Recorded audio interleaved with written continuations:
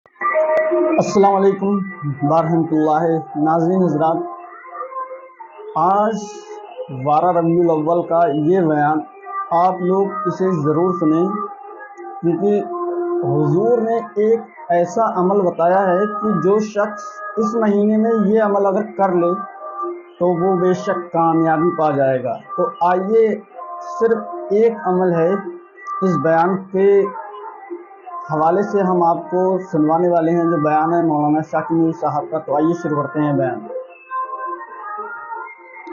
اور رسول اعظم صلی اللہ تعالی علیہ وسلم نے قرآن کی روشنی میں اور اپنے ارشادات اور عمل کی روشنی میں دنیا میں موجود ہر قسم کی خرابیوں کو دور کرنے کی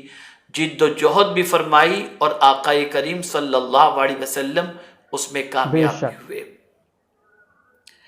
آئیے سب سے پہلے ہم رسول رحمت صلی اللہ تعالی علیہ وسلم نے عقائد کے باب میں کس طرح سے اصلاح فرمائی۔ دنیا کے بہت سارے مذاہب کے ماننے والے لوگ اپنے اپنے اعتبار سے ہر طاقتور کے سامنے جھکتے دکھائی دیتے، اور دنیا کے انسان اپنی سوچ کے اعتبار سے، اپنی فکر کے اعتبار سے، اپنی عقل کے اعتبار سے، اپنی تحقیق ناقص تحقیق کے اعتبار سے ہر طاقتور کو معبود سمجھ کر اس کے سامنے جھکتے دکھائی دیے۔ کچھ لوگوں کا ایسا معاملہ رہا کہ ایک کے سامنے نہیں، انیک کے سامنے جھکنا۔ کچھ کا معاملہ یہ رہا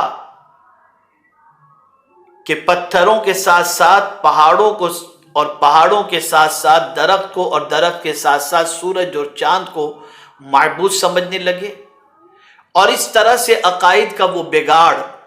جس کی بنیاد پر انسان کو روحانی تسکین کی دولت تو نصیب نہ ہوئی، لیکن ساتھ ہی ساتھ اس قسم کے غلط عقائد کی بنیاد پر دنیا کے انسانوں کی سچویشن یہ رہی کہ دنیا کا انسان خود گمراہی کا شکار بنتا ہوا دکھائی دیا، اور اس کی دنیا اور اس کی آخرت دونوں تباہ ہوتی ہوئی دکھائی دی۔ پیغمبر رحمت صلی اللہ تعالی علیہ وسلم نے سب سے پہلے عقائد کی اصلاح کے سلسلے میں جد و جہد فرمائی، اور پہلی دعوت کے الفاظ رسول اعظم صلی اللہ علیہ وسلم کے یہی رہے،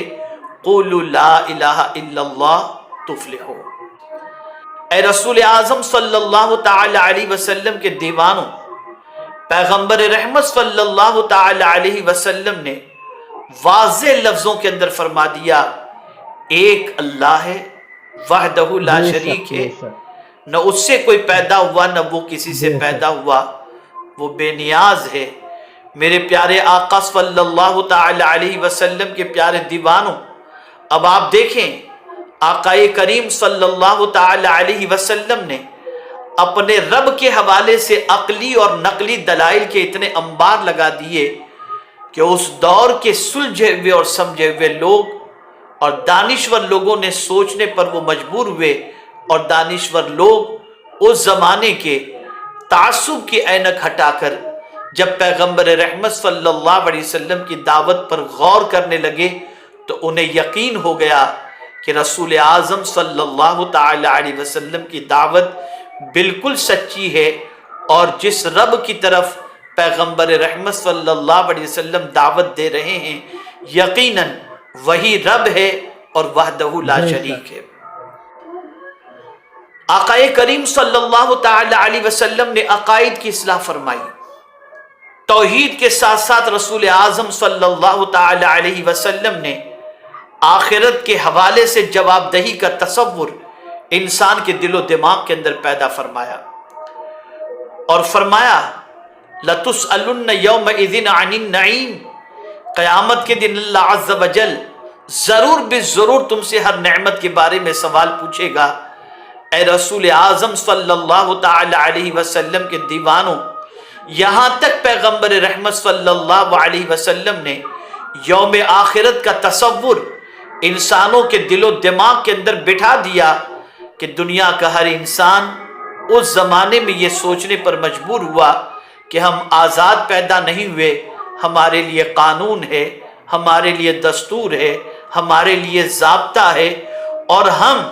جس طرح چاہیں اپنی زندگی نہیں گزار سکتے، اس لیے کہ ایک نہ ایک دن ہمیں رب قدیر جل جلالہ کی بارگاہ میں جی حاضر جی ہونا ہے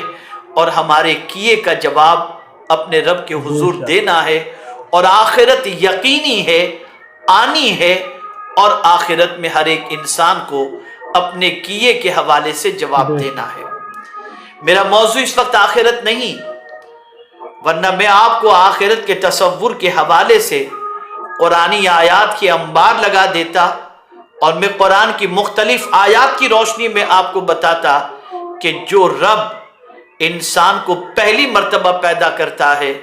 اور اس انسان کو پیدا کرنے میں اس رب کی قدرت شامل ہوتی ہے،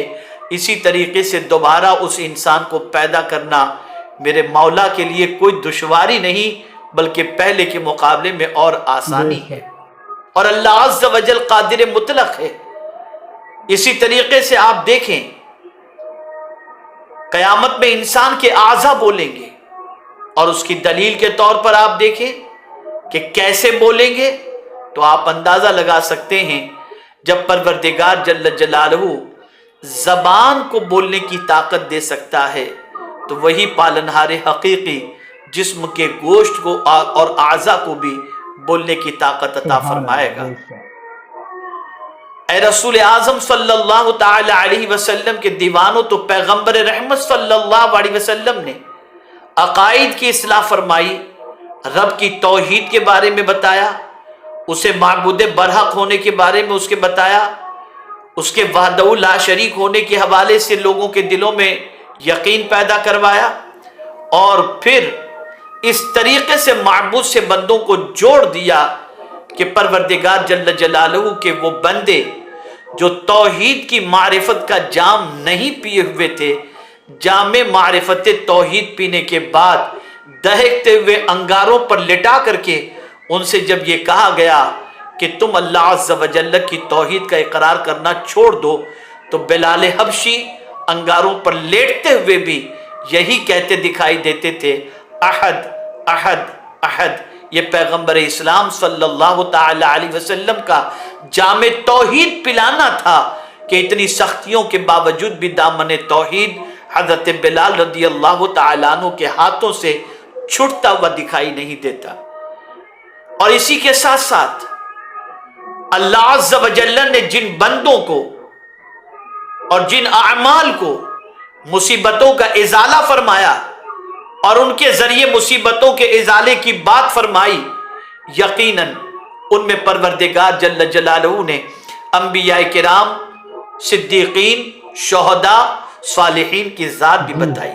اور اسی کے ساتھ ساتھ اعمال بھی مصیبتوں کو ٹال دیتے ہیں، اعمال بھی تکالیف کو ٹال دیتے ہیں۔ یہ وقت ان کے دلائل کے متعلق پیش کرنے کا نہیں، بلکہ سمجھانے کے لیے ہے۔ ایک عمل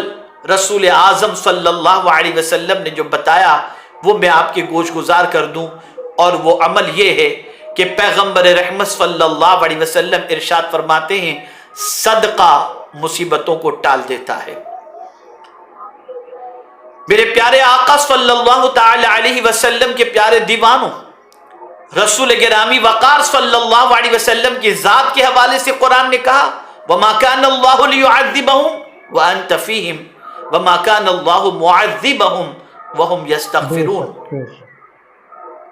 تو اس سے یہ بات سمجھ میں آتی ہے، اللہ نے بعض ذوات مقدسہ کو ایسا بنایا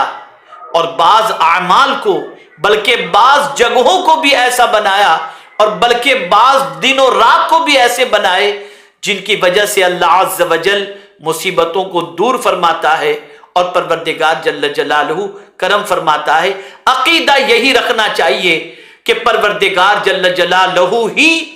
ساری مصیبتوں کو دور فرمانے والا ہے، اور اگر کسی کی ذات سے مصیبت دور ہوتی ہے تو یہ اللہ کی عطا سے، اللہ عز و جل کے کرم سے۔ جیسے ایک ڈاکٹر کے ذریعے مریض کو شفا ملتی ہے تو ڈاکٹر شافی نہیں، شافی اللہ عز و جل ہے، لیکن پروردگار نے اس کے ہاتھوں میں شفا اور دوا کے اندر شفا رکھی ہے۔ عقیدہ یہی ہونا چاہیے، شافی مطلق پروردگار جل جلالہ کی ذات بابرکت ہے۔ بے شک तो बयान अच्छा लगा हो तो वीडियो को लाइक कर दें, चैनल को सब्सक्राइब करें और बेल आइकन ज़रूर दबा दें ताकि आने वाली हर इस्लामिक वीडियो आप तक सबसे पहले पहुंचती रहे। और हज़रात याद रखें कि आज के दिन अगर कोई अमल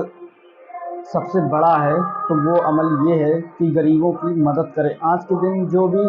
सबसे ज़्यादा गरीबों की मदद करेगा, अल्लाह तबारक व तआला उसको हर परेशानी से बचा लेगा। अस्सलामु अलैकुम व रहमतुल्लाहि व बरकातहू।